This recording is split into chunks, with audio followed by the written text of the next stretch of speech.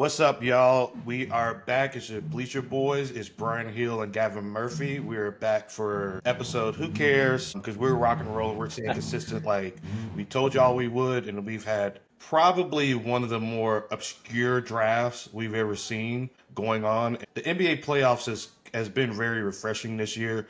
The amount of physicality through all the games. And even though there's been a couple bad blowouts, especially in that OKC series, the Memphis Grizzlies did come back in those last two games and put up a very strong fight.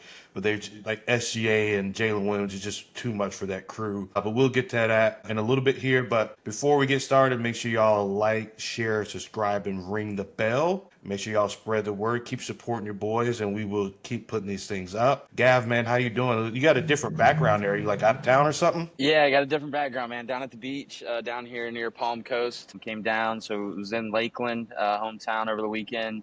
Got to visit some family and some friends. So we're rocking a different setup today for sure. I'm just on an old desk that is sitting in our room. So we're rocking and rolling, man. Getting to play a little bit of golf tomorrow, enjoy the beach a little bit, and yeah, man, just vibing, just out here vibing. Nice, man. I'm jealous. We're gonna be in Daytona the last weekend of May from Memorial Day weekend, and then we're gonna be in Jamaica. So I'm following right behind you, getting to the beach, and I was supposed to get out on the links today myself, but I just was wrapped up watching the game, cleaned out my car, cleaned off my car. So I just want to stay home and go ahead and knock that out so I can just not have a full. And I'm probably going to try to get on the course with Rod this week, actually, and Olive Brand, see what he's doing. But man, let's go ahead and get into it. So we had, Yeah, let's do it. the draft starting on Thursday, and it was all over the place. I think that's just to say the least. We had maybe not surprises. I guess there were surprises, there were shockers. I'm just going to start it off with, you had the obvious Cam Ward going number one. That I don't know if you watched the ESPN following of it. I was kind of watching it, but man, seeing all the highlights I feel really bad for Cam Ward and a lot of those first round draft picks is Mel Kiper just went on a rant about Shador and how every player that passed by him shouldn't have been drafted before him. And a lot of the shine was taken from a lot of these kids who saw their dreams come true. And I think that was, I don't know if Mel Kiper needs to lose his job, but there definitely needs to be some reprimands or something to come from this because it was just honestly it was bad TV. And when Reese, who's kind of the host and kind of the mediator, when he kind of loses his cool on somebody, he's kind of like Ernie on that TNT basketball crew. It's like, man, when they lose their cool, it's kind of getting ugly. But Jacksonville Jaguars starting off with a blockbuster trade with Cleveland. We knew there was going to be trades. We didn't know where they would come from. I personally think Jacksonville was probably the optimal spot for Travis Hunter to go because they have an established number one. They have a very good corner, and he can go be a good to great number two. And with Liam Cohen coming over from Tampa Bay, and I think, what's the quarterback from the Buccaneers? We were just talking about it. Who? Baker Mayfield. Baker? With Baker Yeah, Mayfield, Baker. throwing for a career year in yards and I believe touchdowns. You hope with a healthy Trevor Lawrence that this Jacksonville could turn around and honestly, that conference and that division is one of the weaker divisions and I wouldn't be surprised if Jacksonville heading into the third part of the season is in contention to win that division and make the playoffs. But on the flip side of it, it's almost like Jacksonville gave up maybe too much because now Cleveland has two first round draft picks for next year. But if you believe you're going to make the playoffs, you're like that second pick that they acquired from Jacksonville for Cleveland, that pick might be in the 20s and while first round draft picks are super valuable, they might not be picking twice in the first round, which would be even more valuable. But man, I've been kind of rambling on. Like, what are some of your top few moments or highlights or thoughts you had, following the draft, whether it be first round, middle rounds, or towards the end? Like, where was your head at on that? Yeah, man, I thought we kind of talked about it a little bit before this, before we hopped on. I think watching the draft, it kind of set in that, this draft class wasn't as potent or as strong as maybe what we thought it might be. Yeah. People's mock drafts got all types of screwy. It was just one of those things where some picks didn't make sense, some picks did. You liked what some teams did, you liked what some teams didn't do. So I think, some takeaways for me, I thought that were really interesting. You already covered the Travis Hunter one. I agree with you wholeheartedly. I think it would have been cool, maybe. I mean, for the storyline to see Travis Hunter and Shador on the Browns because it could have happened. Yeah. It could have happened. I do think that Jacksonville might have given up a little too much, personally. But then you move down and you go to Jackson Dart, and the Giants really making a move to go get him. I had said my hot take was I thought he was going to go sooner, but I guess I was kind of right in the sense of the Giants gave up a lot to go get Yeah. him for that to be their guy. You do have Russ there. He can learn. I don't think he's going to be the starter year one, but it's something that we could see. They also got Cam Skattebo, which I'm a big fan of. I'm a big fan of Skattebo from Arizona State. I really like him. I think that he could really do some stuff. It's going to be really interesting to see what happens in New York and with Dayball. I think that they are on the hot seat. And I mean, and their actual first pick, which is Abdul Carter, who some Yes. people have him valued at like a generational potential Hall of Fame edge rusher, which could really swing the favor because when you got Jalen Hurts, Dak Prescott, and Jaden in your own division, you need somebody to get after them and make their lives a little bit more comfortable. And they finally have that because their two Super Bowl wins were based around having the best D line in both of those years Mm-hmm. going through the playoffs. And Abdul Carter can be definitely a big corner piece for that team and franchise to lead them into the future. Oh, there's no doubt. There's no doubt. So that was one that I definitely I think it's going to be interesting to see what happens in New York with Russ there, and some of their draft pieces. The other one, I guess, another takeaway that I had, I thought it was really cool to watch the Sorrell kid from Texas stay in the green room for the entire draft Yeah.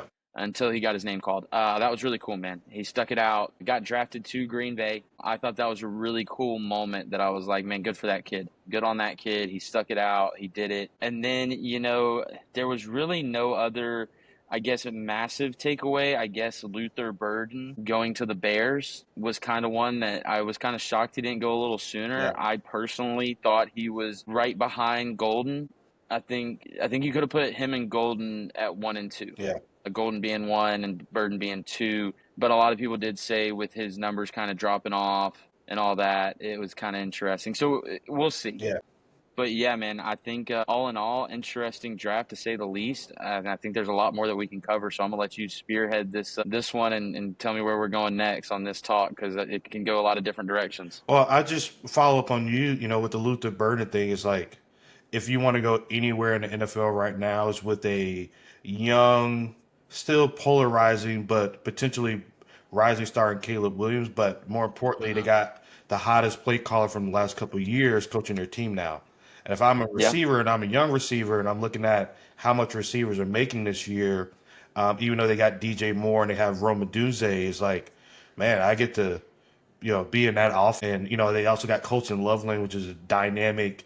He's more of your like route running type receiver. Not quite like a Kelsey, but more of that profile. He can split out, not the best blocker, but definitely runs good routes. And like, man, can the Bears have one of the more dynamic offenses in the league and actually make the playoffs like a lot of teams thought they were going to do this year? Honestly, I thought one of the biggest steals in the draft was Josh Simmons, the offensive tackle from Ohio State, falling to Kansas City in the last pick of the first round, because he had a patella tendon injury. But before that, like, he hadn't given up a sack in like 2 years, or I think a year and a half. But a lot of scouts had him rated as the most talented, maybe not the most productive, but definitely the most talented. And his comp is like the offensive tackle from the San Francisco 49ers. And it's like, Mm-hmm. man, if he's 80 or 90% of what Trey is, Patrick Mahomes is going to be a happy camper for the next 10 years. Trying to think. The Giants coming up to get Jackson Dart definitely didn't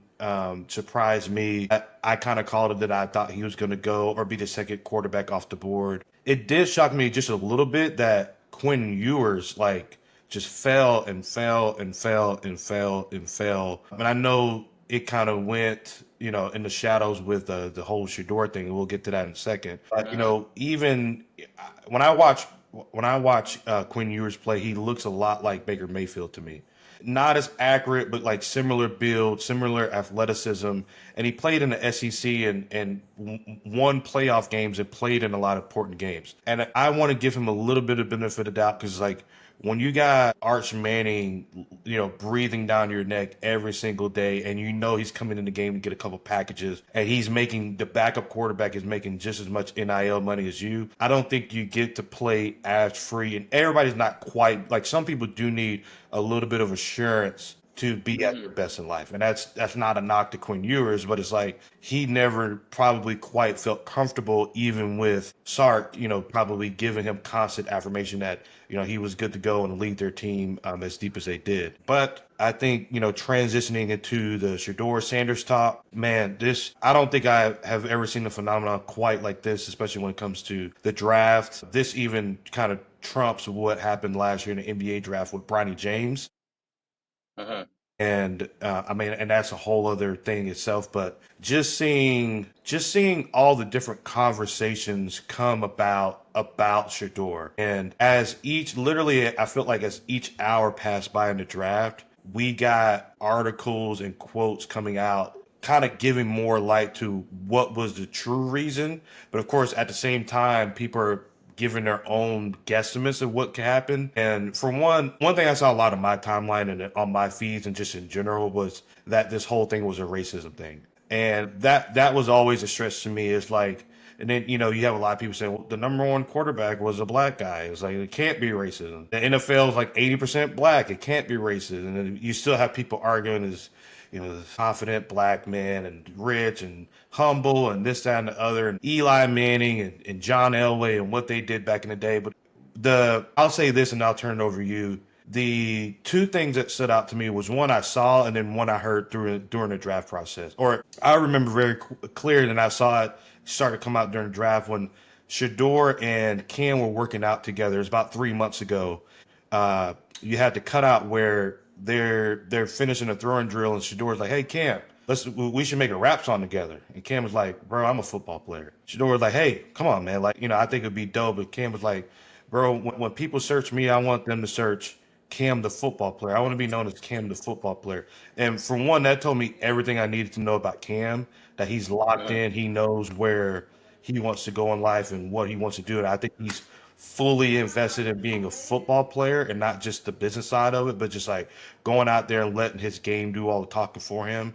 And for two, it showed me that, and a comment Shador also made was like, "Bro, you don't have any hobbies outside of football?" And Cam was like, "No." And if I'm a franchise, that's what I want to hear from my quarterback. And obviously these dudes, and because that's a lot how when you heard Travis Hunter talk, the whole draft process is all he talked about was, I think one of my favorite quotes from him was like, when they asked him like, "How are you going to learn the playbook?" And he's like, "There's 24 hours in a day.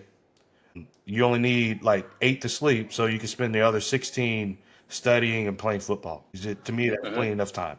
Uh-huh. But man, what's your take on this whole Shador thing? Like, coming from where you're coming from, I know you have an interesting perspective, and obviously you're not black yourself. So, Yeah. but man, I think just being I mean, an athlete, like, how do you I feel like to about think this I'm whole light thing? skinned. Yeah, I mean, I like to think I'm light yeah. skinned, I think I got a little bit of Hey, you swag to me. you did go to a HBCU. I did. Little known fact. Man, I saw it. So going back to the racism thing that you were kind of talking about, I did see something today that popped up on my feed, and it was saying that I forget who it was. He's a ESPN personality. I've seen him all over the place, but he's basically saying that Shador didn't code switch is the term that he used. He didn't code switch. He didn't change up who he Yeah, was to go into these meetings with these NFL decision makers. This, that, and the other. that was Emmanuel Acho Now, who said that. I remember that. okay, yeah. I was. It was one thing. I was kind of like in between like brunch this morning, and I saw it pop up. But it's something that I kind of agree with. And let's just call a spade a spade. Old white dudes do not like swag. They don't like anybody that's outspoken. They don't like anybody that has a personality to themselves. They want people to conform to what they got. So I can see the argument to an extent of, oh, it's racism, it's this, it's that. But at the same time, I would have rather the argument had not been about race and been more so they don't want somebody that has that much baggage or whatever you wanted to call it, but don't automatically go to the racism piece of it. I struggle with that personally. To me, I'm like, man, if the guy can ball, he can ball. It doesn't matter. So that piece to me, I wish it would have been portrayed more as Shador's a big personality, and everything that he has coming out of college and his dad being prime time, we just don't want that in our building. Okay, go Let, ahead. let me jump. So the other story I forgot to mention was, did you see the story from Brian Daboll, the coach of the New York Giants? No, I have All not. right. So Brian Daboll, because we heard in the draft process that there was a team who did an interview with Shador, and he said it was the worst interview he's ever done. Brian Okay. Daboll on day two finally actually came out and talked about the situation of when they brought Shador in for the 30 visit. And what Okay. happened was he brings Shador in, it's just Shador, and they're getting to the whiteboard, and Shador is completely unprepared. So Brian Dayball then calls him out on it, like, hey man, like you're coming in, we're thinking about taking you with our first round pick, and we gave you a playbook. We expected you to study like any other athlete would, and you haven't like showed up ready to go.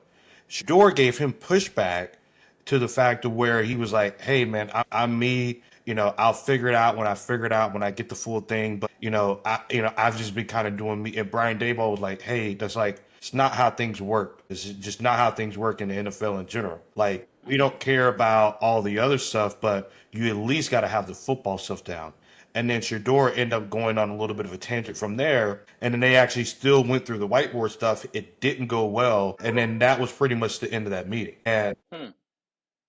Brian Dayball originally said that stuff anonymously, but then I think when he saw how the storyline was going out, because a lot of people have been saying like these anonymous sources, people don't want to attach their name to it, like because they're just trying to throw shade at Shador. But then a lot of people have since then confirmed that that is an accurate depiction of what actually happened in that meeting, and that's a lot what happened with Shador's three or four other meetings that he came in unprepared, putting on a pony show, turned teams off, and that's where things started to go downhill from there. Hmm.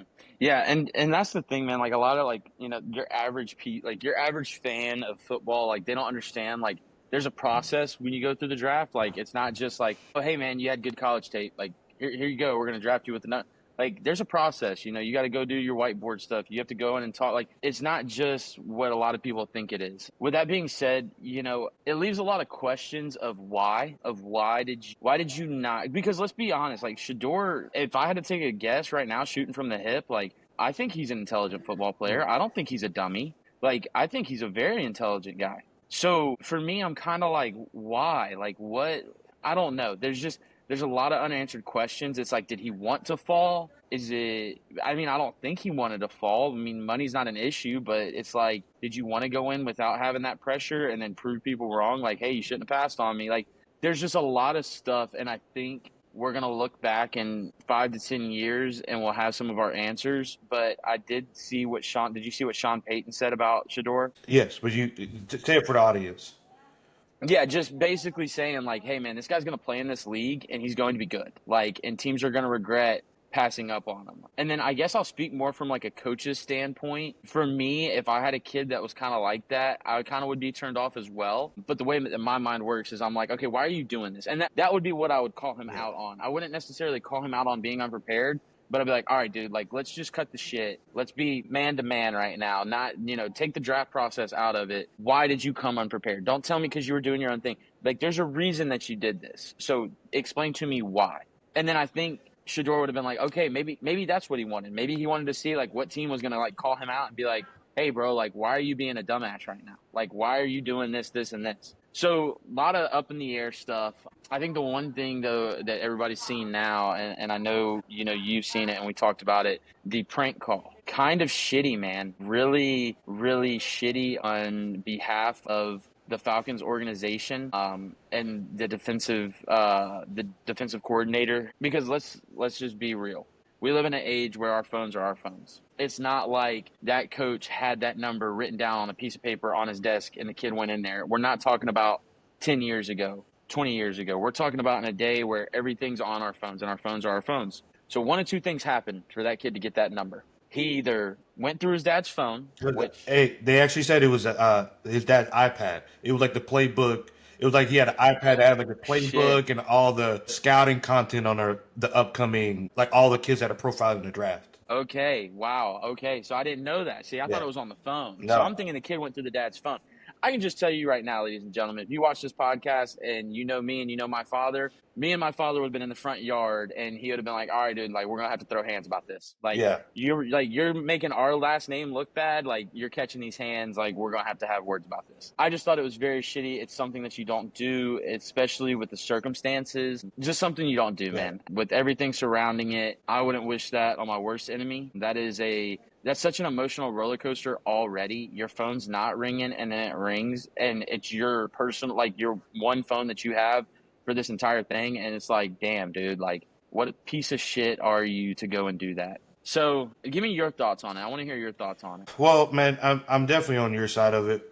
For the kid, if I'm a coach and if I'm a professional coach at that, and like I have a man cave and I keep my door closed all the time, and like I know if something's like been moved in my room. So I would imagine this guy is a defensive coordinator and he's probably a pretty detail oriented thing. But at the same time, like I trust my kids with a little bit of skepticism. He probably really trusts his kids.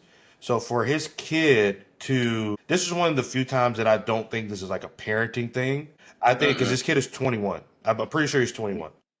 Yeah, he is. This kid was old enough and has made the judgment call to go through his dad's iPad. And he, if I had to guess, he probably got multiple prospects numbers off there. And then this kid took an this is very opportunistic. This is Oh, yeah. on the borderline of like predatorial because to basically kick a dog while he's down or kick a horse while however the phrase goes, no matter what you think about Shador and how this thing was going on, the draft process, no matter what sport it is a very emotional ordeal to go through. And I even saw multiple guys before the prank call came out. I saw multiple guys on different social media platforms that saw that Shador had a call from a team that told him that he would be getting drafted and that he was going to have to wait. And these are like guys that are like work for like the Athletic and like the rink, like actual like real journalists who were breaking this kind of stuff. So the fact that this became such a story,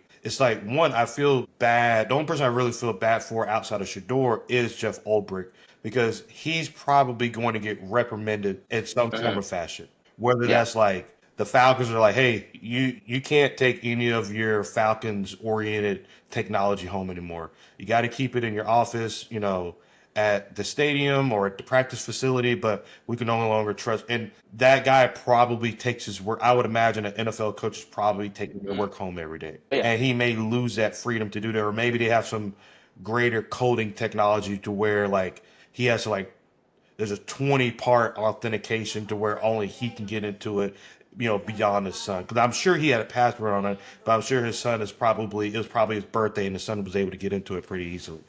And I'm with you. It's really bottom of the barrel, kind of the scum of the earth kind of stuff. And of course, did he murder anybody? I mean, he might have stole money from Shador. I mean, I put it on that same level. So I think it was just a very poor move on his kid's behalf. And the thing about it, little to nothing will happen to this kid. It's Ole Miss, and like this is completely removed from anything at Ole Miss.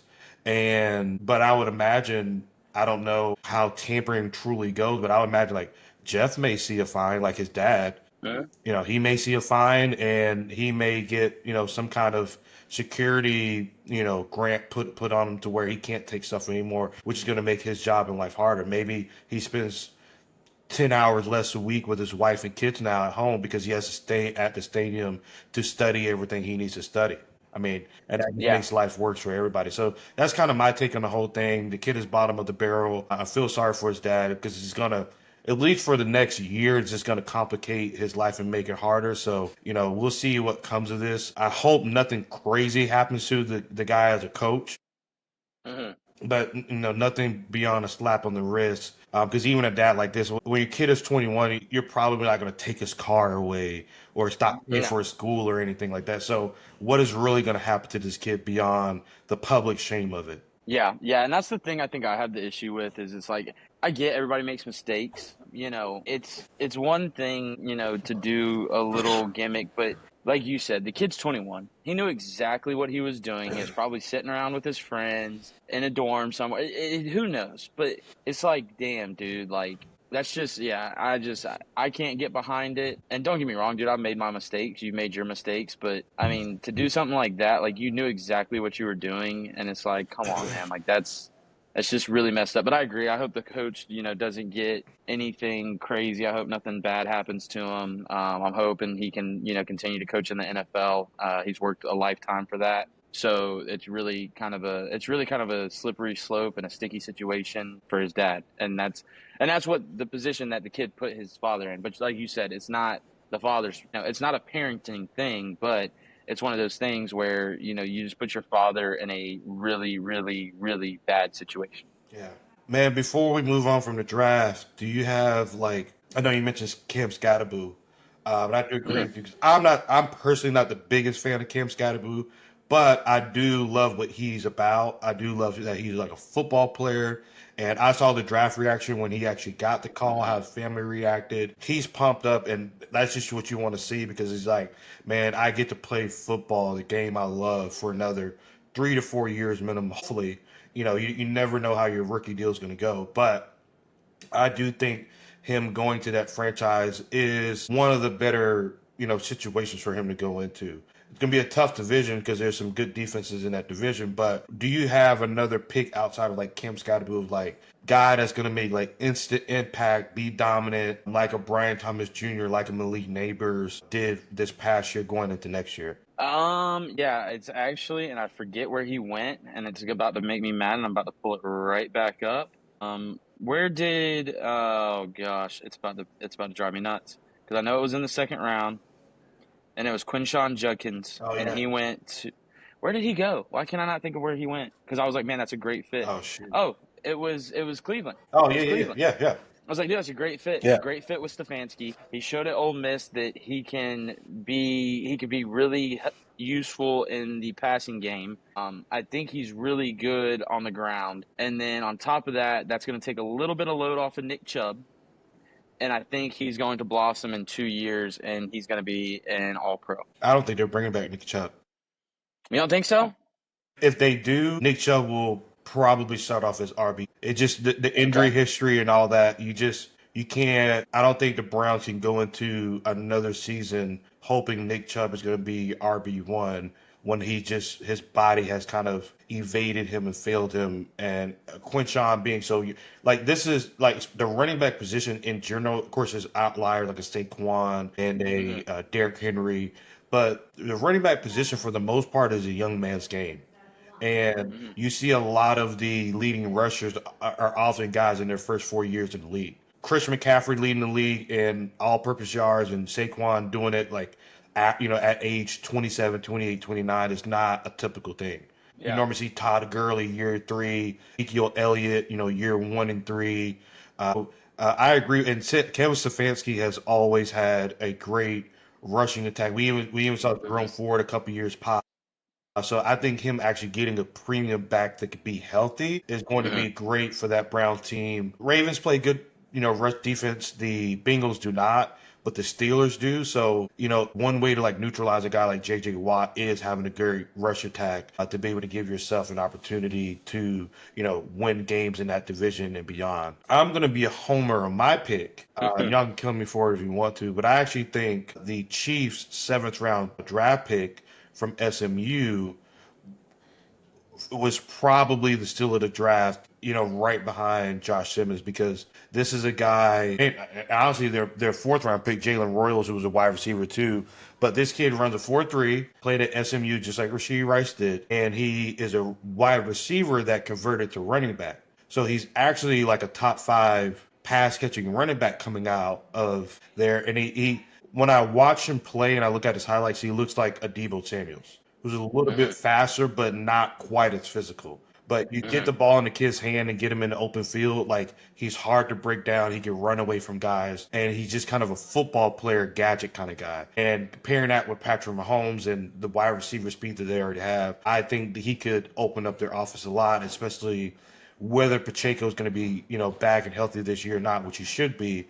But if he is, that'll be a great 1-2 punch for the Chiefs out of the backfield. Okay, I like it. I like it. I'll give you my two. We'll move on from the draft, and I want your two picks that I didn't like, that I did not like. Yeah. Two picks that I did not like. Amarian Hampton in the first round to the Chargers. Not a fan. I would have liked to seen Judkins go there or Travion Henderson. I thought there were some other backs that could have gone. I can't buy the stock in Hampton. I don't know why. The other one is the Saints quarterback, the kid from Louisville. Taylor Shuck. Yeah, I'm just like, dude, like you're drafting on, I don't know. That's gonna be interesting. I think it's gonna be a bust. I'm calling it now. I don't think it's gonna work out. I think the kid's too old. I don't think he's seen it. He's seen enough football, but from the sidelines, and I don't think it's gonna be a recipe for success. It's almost gonna be like a Brock Osweiler. Yeah. Like you remember Yeah. Osweiler, like you watch it from the sidelines, he had like a couple good games, but it was nothing crazy. Like, yeah, those are the two picks that I was like, oh, those are wasted picks. I don't like them. Did you see the viral picture of Taylor Shuck that came out with Brock Purdy? Uh-uh. So him and Brock Purdy took a I prom. know they were high school. Yeah, and they had a prom Yeah. picture together. Oh my, that's insane. So Brock Purdy has played 4 years at Iowa Yeah. and 3 years in the NFL before Taylor Shuck got drafted in the NFL. That's Oh, dude, that's what I was telling my buddy last night. We were sitting there and we were drinking beers, and I was like, dude, the fact that this guy was high school rivals with Brock Purdy, and Brock Purdy has been playing for the Lombardi Trophy for the last 3 years. And this guy's chilling, taking college classes, going to college bars. Like, come on, Yeah. what are we talking about? But yeah, I don't see either of those two. Those two, I was not a fan of. Well, your first one, I hope you're right about it because I was actually like not happy to see Omarion Hampton because I was high on him. I was like, man, if he falls to the Chiefs, like I don't care who they have on their draft, they got to take Omarion Hampton just because they need a big explosive. Like the one thing Patrick hasn't had yet is a stud running back in the backfield, and if he Sure. ever gets that, it's a wrap on the league. So him going to Jim Harbaugh to actually have a workhorse that actually made me a little bit nervous, and I actually gave Trav props on Friday after seeing that because I'm like, man, y'all might have one. But if you're right, then that makes life easier for me in the Yeah. AFC West. For me, I got to agree with you on the Taylor Shuck thing because that was going to be mine. You saw the one viral throw of him like doing some weird like arm angle thing and like throwing the ball like 20 yards short in the combine. But if you watch the Redfield combine, he had some great throws just like Jackson Dart did. The age thing does bother me because it's not even like a Chris Winkie situation where he like didn't play college football and then like just came back with like 29 or whatever, 28, 29. It was just like this kid has a long history of injuries. Played at 3 different schools, but played 2 full careers at 2 schools before coming to Louisville and finally making it through a full healthy year. But I saw somebody on Twitter say Taylor Shuck is just good enough to have the Saints drafting Arch Manning #1 next year. Yeah, dude, 100%. Dude, I'm so glad you brought that up, and we will get past this draft. I promise everybody, we'll get past the draft. I think teams did not take quarterbacks. I tell you, you know who's going to try to get Arch Manning next year? Hot take: the Raiders. I can see it. Yeah. The Raiders are going to try to get Arch. The Raiders are going to try to get Arch. They had opportunities to take some quarterbacks this year, Yeah. and they didn't. Yeah. Why? Because next year, I think next year's QB class, the next 2 years, I think the quarterback draft class will be pretty good. Yeah. Yeah, for sure. But yeah, man, let's move. Yeah, we can move on if you're ready. Yeah. I know we've been talking about the draft for a long time. They'll survive. It's only been 37 minutes. But let's get into the NBA playoffs, man. I hate to be like everybody else and kind of start with the Lakers, but literally just got done watching them lose game 4, and now the T-Wolves are up 3-1. And all the games have been competitive. I believe all the games. No, T-Wolves had one blowout game, yeah, because that was last game of LeBron. They were down like double digits with like 4 minutes left, and LeBron is like ha and he-heing with Anthony Edwards, and they were kind of out of the game. And I know Luka was a little bit sick that game, but I tweeted right after the game that we're only one more game from not having to hear about LeBron stat padding, being the oldest player to do this and do that. I don't hate Luka, but I don't love Luka. I do enjoy rooting or watching Luka play in the playoffs. I do think he is a great player, but obviously one thing has been a common theme is like Luka is a legitimate liability on defense. And, Jaden McDaniels having multiple 30-point games and actually doing a good job of just making Luka's life hard on the offensive. I think that will continue to give the T-Wolves an edge, and heck, they might close it out in 5 games, which would be crazy. I think this is going to go 6 games, but I wouldn't be surprised if Jaden could have another 30, 25, 30 point game and could continue to make life hard for, because this team will go as far as Luka could get them. Mhm. LeBron's points, while their quality, I think, is a lot of fluff, and they've done a great job of like kind of nullifying what Austin Reeves can do. And Ant and crew have done a good enough job, obviously, to because the Lakers went up multiple times in the first half and the second half of that game, and and I think Nas Reed came through, in the clutch. And Julius Randle's had a couple great games too. But man, what's been your thoughts on this series so far? Yeah, no, I mean, again, like I said early on, I just can't buy the stock in the Lakers. I didn't see it. I got the Wolves going in 5. They'll win the next game and it'll be done. Luka is a liability. It's going to be interesting to see how it all pans out. I think the biggest question in my mind after watching this is how much more time does LeBron have? It's the biggest thing, man. I Yeah. mean, it's like, dude, like they're counting on you to be the damn second option, the third option. Like you got to get this guy some help. If you want him to play longer or whatever. I think he's getting to the point where he's realizing the clock is ticking and it's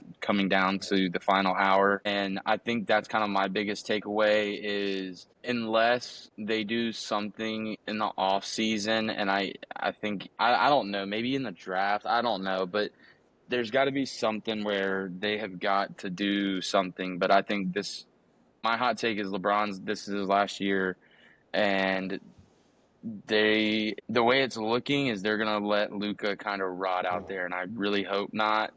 But I don't know. I can't buy stock in the Lakers anymore. Yeah. I just can't. Used to I could, man. Now I can't. But yeah, that's kind of where I sit. I think the Wolves are building something. They got to continue to make Ant happy. I think that they are going to be at the top of the West for the next 5 years. I think they need to make some really good free agency moves. I think they need to make some really good draft picks, and they need to continue to build because Ant's happy out there. Yeah. I mean, he said it. He loves it out there. So yeah, that's kind of my takeaways from that series so far. Let's transition to the Warriors and Rockets series. Mhm. I picked the Rockets in 6 or 7 games, Yeah. but the Warriors they've come to play, and Steph is like turning back the clock, and we're the Rockets are showing that they're not as well refined and on the offensive side. And I know they were like one of the tops in the league in like fast break points this year, and they had a really good defense. But it's like when you get in the playoffs and things get a little bit more physical, and the refs aren't blowing the whistle, and you have to play a lot more half court. And the Warriors have been there, done that. They're a buttoned-up team. There are a lot of grown-ups. Steph and Draymond aren't going to make a ton of mistakes. I know Jimmy Butler's out with that pelvic injury, which is Mhm. pretty brutal to watch. Even still, with that, it was like the Rockets are really long, really athletic, but I still think they looking like they're at minimum like a year away. They kind of look like what the OKC Thunder were like 2 years ago, maybe even be like Mhm. 2 years away from like really being a contender. And like I think they're definitely gonna have to add either Jalen Green or Thompson or Shingun is gonna have to take like a massive step forward on the Mhm. offensive side, or like they're gonna have to make a big move. And I've seen a lot of people say like, does KD go to the Rockets? To just give them a little bit of refine. Like when they get into half court, you let KD play like 60 games on the year. He's been pretty durable the last couple of years, but he's the guy still in a year. I think he's like year 16 now, 15, 16. He could still get a bucket in the half court. He didn't play Yeah. defense as well, but like they have plenty of defense. But something I wanted to ask you on the Warriors front, because I like Steph. He's not one of my favorite players of all time. But a conversation I've seen a lot the last couple of weeks is like, one, where does Steph rank like all time? Where does he rank as a point guard? And is Steph closer in the GOAT debate that people give him credit for? Because I've seen a lot of people say, for Kobe, is Steph really the best player of this era over LeBron? Because he's done almost the same with less, and played with a lot less Hall of Fame players. So, what is your Steph take overall in general? As far as like where does he rank in the GOAT debate, definitely not over Kobe. People are smoking crack and they need to hop off dick if they're trying to make that an argument. Best player of this generation, I could maybe get behind that debate. I could maybe get behind Steph on that one. And I think I probably actually would get behind Steph on that one. All-time rankings, I don't know. I'd have to really go through and kind of do a deep dive. As far as point guard, though, I think he's got to be on the Mount Rushmore. Yeah. He's 100% in the Mount Rushmore. Is he one? Let me ask you this question. If he's not one, who are you putting at one point guard over him? Well, to me, the conversation begins and ends like with either way you want to go with Steph and Magic. Like Yes. John Stockton and Isaiah. Allen Iverson's still more of a shooting guard to me. He's like an undersized shooting guard. Yeah, I So, would agree. I mean, if those four guys are on my point guard Mount Rushmore with like Chris Paul probably just missing that list. Are you not throwing Oscar up there? Are you not throwing Oscar as a point guard? Is he not? No. Like He's not a PG it in your just eyes? like John Stockton, all-time assist leader. Like I mean, John Stockton's just he's the guy. Like Magic is Magic. Steph transcended, changed the game, changed how the game is played all the way down to elementary. All-time three-point leader. Like, but I still think like Oscar and Chris are like just off of that Mount Rushmore personally. Nick Wright said something, and I think it's how I feel. If I'm doing an all-time top five, Steph is on that team. If I'm actually playing a game with the top five of all time, Magic is on that team. Okay. Because with Magic, my only knock on Steph, and is when you hear like Steph over Kobe, Kobe's 12-time all defense. Yeah. Steph has 0. Yeah. Like point blank period in the conversation. Yeah. Yeah. Another thing about Steph, my only other knock about Steph is he lacks the first team All NBAs that all the other guys do. Like I believe Steph only has, I could be wrong, but I believe he only has like 4 first team All NBAs. Okay. Luka has been in the league 6 years, 7 years, and already has 5. So, and I consider Luka a point guard, and Luka's like very rapidly moving up the all-time player and point guard list himself. Yes. And I think if he plays a healthy 14, 15 years, he's probably ends up being on that Mount Rushmore. Don't know who he knocks off. My guess would probably be if Luka can win an MVP and win the title, he probably replaces John Stockton.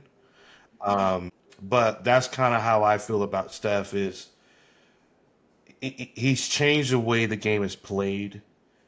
Fundamentally, some people argue he's kind of like made the game worse in a sense, especially from a developmental standpoint. Because I have gone into gyms, and I have like buddies that I played basketball in high school that are like high school coaches and high school referees, and like do a lot on the AAU circuit. You go watch middle school, not quite elementary, but you go watch 10 to 14-year-old boys who are like late elementary going into high school. Like they're passing up on easy layups on the fast break to pull up for 3. Oh yeah, and it's pretty there's no gnarly doubt. to watch. Yeah, there's no doubt. Like it's sickening. Yeah. I agree with you. Well, I will agree with you on a lot of the front. And this is a conversation that you can really deep dive into, but if Chris Paul had 1 rings, he's above Steph in my eyes. Yes. Which kind of sucks for old CP no rings, as people like to call him. But yeah, no, I agree with you. Back to the series itself. The 2 things that I wanted to say about the Rockets is I think, well, it's really one thing as a whole. I think that the Rockets and Ime Udoka are showing their, and I don't want to say immaturity, but their immaturity. They're just young. That's it. That's all it boils down to. They're young. Give them, like you said, 2 more years, maybe another piece. Who knows? But they're just young. That's all it boils down to, in my eyes. I just think that they're showing their lack of experience is a better word. And then you got, Steve Kerr and Steph, and that's just what you're dealing with, and that's just tough to deal with. I agree. I kind of was going to talk about this week, but I think the 3 teams right now that are going to be pillars of the NBA going forward for the next 5 to 6 years that's not already like a title contender, but I think they're 1-2 years away and 1 piece trade acquisition draft pick away. The Rockets, the Orlando Magic, and the Detroit Pistons. Yep, I can get behind you on all 3. I think the Pistons, they're giving the Knicks all it can handle, and like the Knicks made those huge trade acquisitions this year, and I don't know if it's going to pay. I don't think it's going to pay off. I think whoever they match up with in the second round, they're going to go down. The Pistons was probably the best possible matchup for them in the first round to get through the first round, but I think the Knicks are going to find a second round exit again this year. And like their guys aren't young. Like Jalen Brunson is well established. Karl Anthony Towns well established. Michael Bridges, And Anobi. Ananobi, Mitchell, like all these guys are like not like young guys. Yeah. Whereas like Cade Cunningham, fourth year in the league, Paolo, third year in the league, Jalen Green, I think third year in the league, Thompson, like second year in the league. So, I think the other Thompson brother plays on the Pistons. Yeah. Yeah, the other That's sure. twin. Yeah.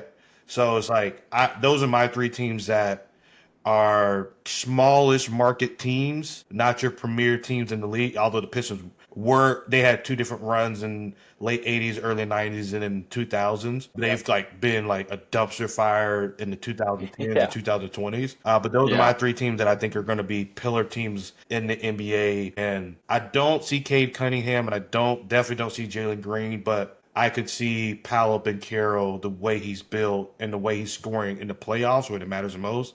Like he's another guy that's like him and Luka might start ripping off MVPs like Jokic and Giannis have for the last 5 to 6 years, and like LeBron and Steph did before that. Yeah. No, I agree. I'm right behind you. I know we're cutting it close on time. Do we want to talk about our matchup real quick before we hop off? Yeah, I'll let you. Dude, I'm terrified if Tatum don't come back. Or not come back. I think he'll come back. But if it's a longer process, I'm still a little scared. He's back. As far as no, he wasn't back last night. Yeah, he was. He scored like 30. What? He scored 32. I didn't think he would come. I didn't think he came. I didn't get to watch it last Yeah, night. so he was all right. So he was a like literally like a game time decision. They didn't decide until about 30 minutes out whether he was going to play or not, and then he ended up dropping like 30. He led the Celtics in scoring. Okay, I didn't think he was back Yeah. last night, but it leads me to say this because we know as baseball players, wrist injuries linger. They linger. So if he is not at full capacity and we have to go up against the Cavaliers, I am terrified. Yeah. Especially with first-time Defensive Player of the Year, Evan Mobley. Yeah. And I think Jaylen Brown, I mean, the Magic have been roughing up Jaylen Brown. He's been on the ground a lot. He went into the postseason having a knee injury. He had a big fall last game, just offensive foul on Jason Tatum. I'm actually watching the game right now. But Drew Holiday is out with like a hamstring, and like that's a pillar piece. Like all their pieces matter, and they are probably the deepest team in the league. Yeah. I mean, when you got Peyton Pritchard coming off the bench and dropping 20 plus points like it's nothing and playing great defense. Peyton Pritchard, it's been a while since like the player has truly irritated me, but there's nothing about, I respect him, but there's nothing I like about Peyton Pritchard. I hate how short he is. I hate how good at shooting threes. I hate how much of a spark plug he is. He's just like a nuisance, but like he works for the team, and I know he's a great glue point because they probably don't win those two games that they win without him and without Derek White. Yeah, no, 100%. I concur 100%. And viewers, I apologize. I didn't get to watch the game last night, and so I didn't keep up with it. Been in the damn car for probably 17 hours the last, 24 hours. It's been insane. But, yeah, no, I think the one thing I did see, though, was Kristaps in game 3 with the getting knocked across the beam. Game 2. Game 2, getting knocked across the noggin. And I was watching it at home, and damn, that was game 2. And I was watching it, and you saw how energized everybody was when he came back. Like, it just shows you how big of a piece he is. Yeah. But, yeah, no, they're deep, man. I think what scares me, the most is being able to keep Peyton Pritchard moving into next year, because I could see the Magic making a push for him, and then you would be the biggest Peyton Pritchard fan of the world. I can't say I wouldn't be. I think that I've been seeing more Boston fans on my Twitter feed just because of the algorithm. And even outside of the physicality and the crybaby stuff, I don't, that's all a good spirit. But the Magic I think some of the Celtics players thought the Magic were going to lay down. And I don't think it helped that the Magic beat them 2 weeks ago, like when the Celtics were at like full health. Yeah. I know I think they played the last game of the season, but the Celtics sat out all their starters. But I think the Magic, which is kind of like their mantra, like believe. But I think the Magic believe enough that they're making the Celtics work way harder than they wanted Oh to, yeah.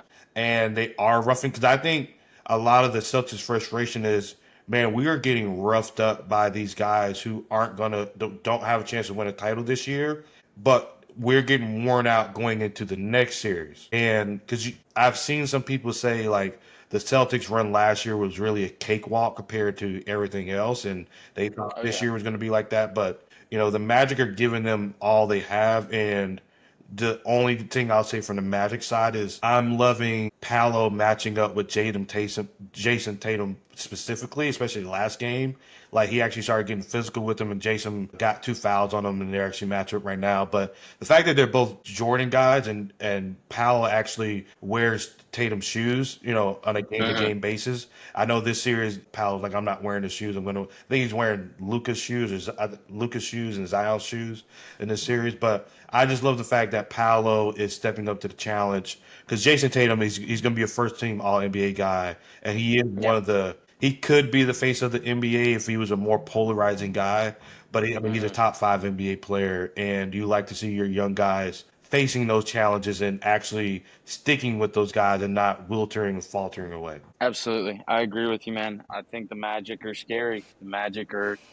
They're scary. I don't like it. I don't like that they're taking us deep into this playoff run. I don't like that there is a possibility of this thing going 6 or 7. But there is. I mean, you're oblivious if you don't think that there's a chance that it could go to 6 or 7. Yeah.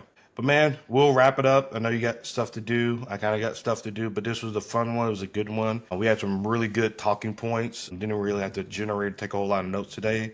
But job well done by you, and I hope you enjoy your time on the links tomorrow and your rest time in Oh yeah. Florida. And we'll see y'all next time, y'all. We'll peace out. Yeah. See you guys. We'll see you next Sunday.